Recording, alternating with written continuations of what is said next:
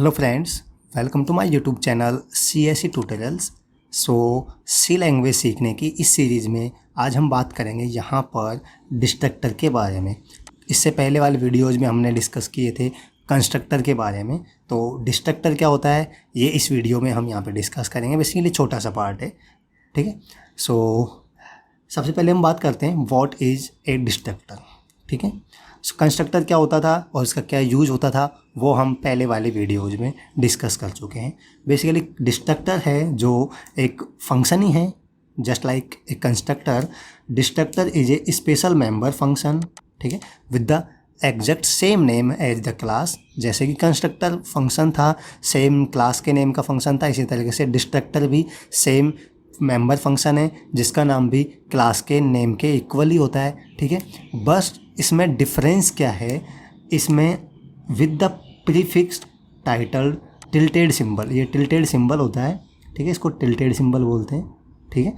तो ये जो आपके एस्केप के नीचे की होती है उसके शिफ्ट के साथ उसको प्रेस करने से आएगा, ठीक है। तो बेसिकली कंस्ट्रक्टर जैसे हम क्रिएट करते हैं सेम सिंटैक्स वही डिस्ट्रक्टर का होता है, बस उसके सामने हम ऐसे टिल्टेड सिंबल है इसको हम लगा देते हैं तो इससे बन जाता है डिस्ट्रक्टर। अब कंस्ट्रक्टर कॉल कब होता था? कंस्ट्रक्टर कॉल होता था जब ऑटोमेटिकली कॉल होता था जब हम कोई ऑब्जेक्ट क्रिएट करते थे।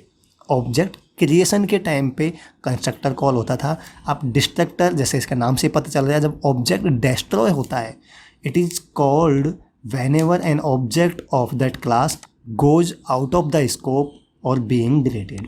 ये कॉल कब होगा? जब ऑब्जेक्ट जब डिलीट होगा, एक तरीके से डिस्ट्रॉय होगा, ठीक है। कंस्ट्रक्टर कॉल होता है जब क्रिएट होता है ऑब्जेक्ट तब, और डिस्ट्रक्टर कॉल होता है जब ऑब्जेक्ट है उस क्लास का वो डिलीट हो रहा होता है, उस टाइम पे कॉल होता है। ये हम कहते हैं कि goes out of the scope, मतलब कि वो अब स्कोप में नहीं है, वो डिलीट हो चुका है, तब ये कॉल होता है।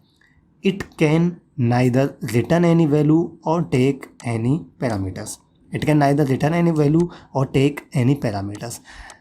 जैसे कंस्ट्रक्टर था कोई भी रिटर्न टाइप नहीं था, उसकी कोई वैल्यू रिटर्न नहीं करता था, बट कंस्ट्रक्टर पैरामीटर्स ले सकता था। यहाँ पे हमने देखा था कंस्ट्रक्टर पैरामीटर ले सकता था, बट डिस्ट्रक्टर है जो ना तो कोई वैल्यू रिटर्न करता है, ना तो उसकी कोई रिटर्न टाइप होगी, ना ही वो कोई पैरामीटर लेता है, ठीक है। तो इसके सिंपल एक ही टाइप होगा, वो डिफ़ॉल्ट डिस्ट्रक्टर कह सकते हैं, मतलब कि उसमें कोई पैरामीटर्स नहीं है, ठीक है। पैरामीटराइज कंस्ट्रक्टर होते थे, कॉपी कंस्ट्रक्टर होते थे, इस तरीके से उसकी कोई टाइप नहीं है, सिंपल एक ही टाइप होता है जिसमें कोई पैरामीटर हम नहीं पास कर सकते।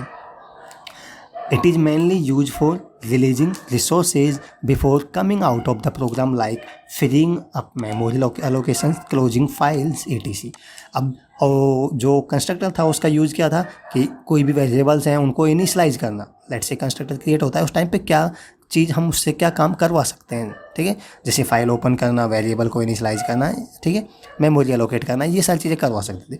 बट डिस्ट्रक्टर इसके जस्ट अपोजिट है। जब ऑब्जेक्ट डिलीट हो रहा है तो उस टाइम पे हम क्या टास्क करवाना चाहते हैं, जैसे ऑब्जेक्ट डिलीट हो रहा है तो जो फाइल्स हमने ओपन किए उनको क्लोज करना, ठीक है, ऐसा काम इसमें कर सकते हैं। और मेमोरी जो एलोकेट की थी उसको फ्री करना, वो हम जब ऑब्जेक्ट डिलीट हो रहा है तो उस मेमोरी का कोई यूज नहीं है तो हम उस टाइम पे इसको मेमोरी को फ्री कर सकते हैं, फाइल्स ओपन है उनको क्लोज कर सकते हैं। ये सारे काम हम बेसिकली डिस्ट्रक्टर का यूज करके कर सकते हैं, ठीक है। अब इसका सिंटैक्स क्या है, वो जस्ट लाइक कंस्ट्रक्टर ही है, बट फिर भी समझने के लिए हम एक छोटा सा प्रोग्राम की सहायता से यहाँ पर आपको मैं समझा देता हूँ, ठीक है।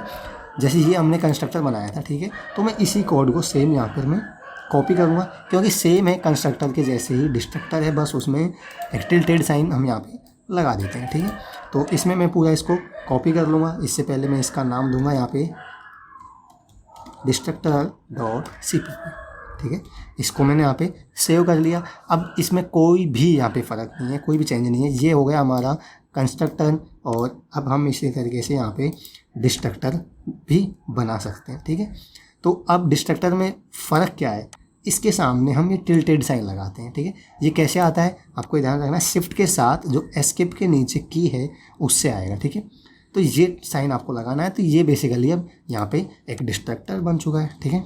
इसमें तो हम क्या करते थे, कंस्ट्रक्टर में वैल्यू इनिशियलाइज करते थे, इसमें हम बेसिकली मेमोरी एलोकेशंस अगर हमने की हुई है तो उसको फ्री कर सकते हैं, या कोई फ़ाइल हमने ओपन की हुई है तो उनको क्लोज कर सकते हैं, ऐसा कुछ टास्क कर सकते हैं। तो अभी हमारे पास ऐसा कुछ करने को नहीं है, तो मैं इसमें सिंपल एक सी आउट लिख देता हूँ, वो जानने के लिए कि ये कॉल हो रहा है या नहीं हो रहा है, ठीक है।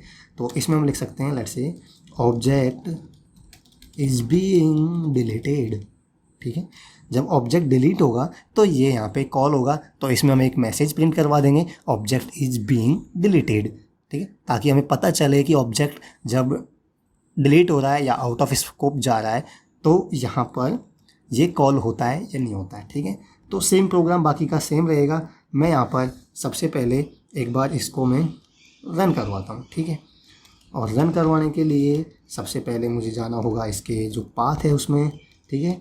और फिर हमें यहाँ पे GCC और यहाँ पे destructor.cpp हम देख सकते हैं ये सक्सेसफुली कंपाइल हो चुका है। और इसको मुझे रन करना है तो मैं a.exe रन करूँगा, तो आप देख सकते हैं इसने क्या क्या मैसेज दिया है, जिस तरीके से हमने यहाँ पे लिखा हुआ है। सबसे पहले ऑब्जेक्ट S1 क्रिएट किया तो यहाँ पे कंस्ट्रक्टर कॉल होएगा, ऑब्जेक्ट क्रिएट होगा तो, ठीक है। उसके बाद नाम असाइन किया, ये पहले का कोड था इसलिए यहाँ पे so1 प्रिंट कर देगा। फिर सेकंड ऑब्जेक्ट क्रिएट हुआ तो सेकंड कंस्ट्रक्टर कॉल हो जाएगा और उसका नेम उसने प्रिंट कर दिया।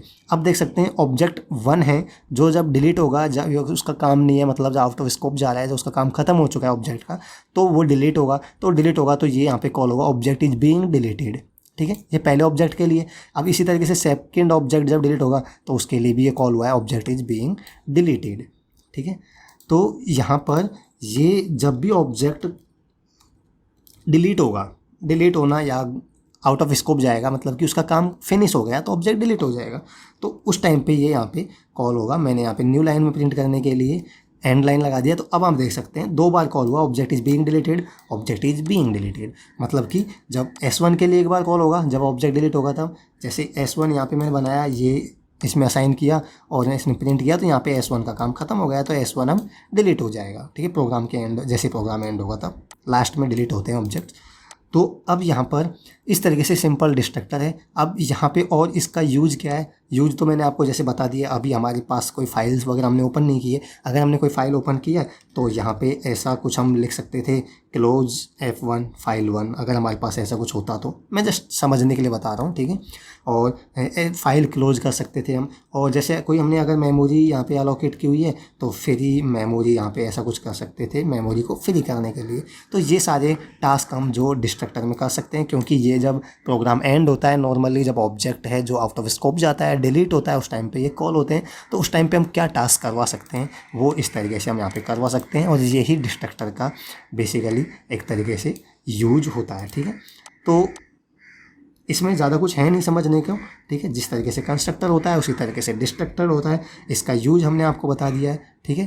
तो इस वीडियो में इतना डिस्कस करेंगे। बेसिकली हमने डिस्कस किया है कि डिस्ट्रक्टर क्या होता है, डिस्ट्रक्टर का क्या यूज है और उसका क्या सिंटैक्स है, हमने यहाँ पे प्रैक्टिकली करके भी देखा है। सो इस वीडियो में इतना ही डिस्कस करेंगे।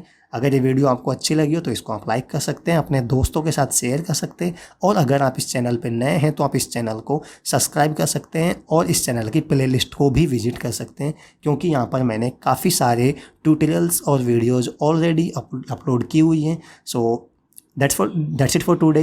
Thanks for watching this video. मिलते हैं नेक्स्ट वीडियो में, तब तक के लिए bye bye and take care.